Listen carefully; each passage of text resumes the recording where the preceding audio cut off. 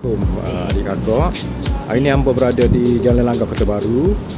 Ni ada sebuah shop lot tingkat bawah sekali di Wisma Salma deh. Okey, Wisma Salma di Jalan Langgar berkeluasan 20 kali 65 kaki persegi panjang dia dan lebar dia, dengan satu bilik air dan satu bilik.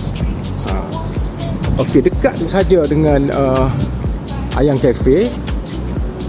Okey, tu Ayang Cafe sana. Dekat dengan makam Diraja Langgar. Okey, hujung tu Ayang Cafe. Okey, di sebelah ni pula jalan besar lah.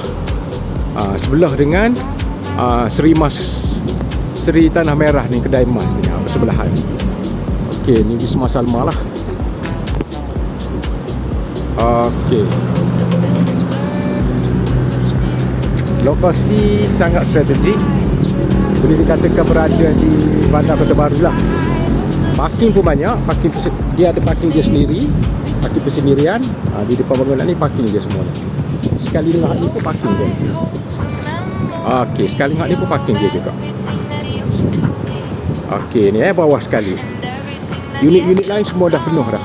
Tinggal hak ni saja. Saya bagi tahu sewa lah. Sewa ni ditawarkan pada harga 2,500 bulan dengan kemasukan deposit 2 bulan campur sewa semasa sebulan, dan juga sewa deposit utility 1,000 sebulan. Apa-apa boleh kontak saya lah melalui nombor yang tertera di banner tu. Okay, terima kasih. Assalamualaikum.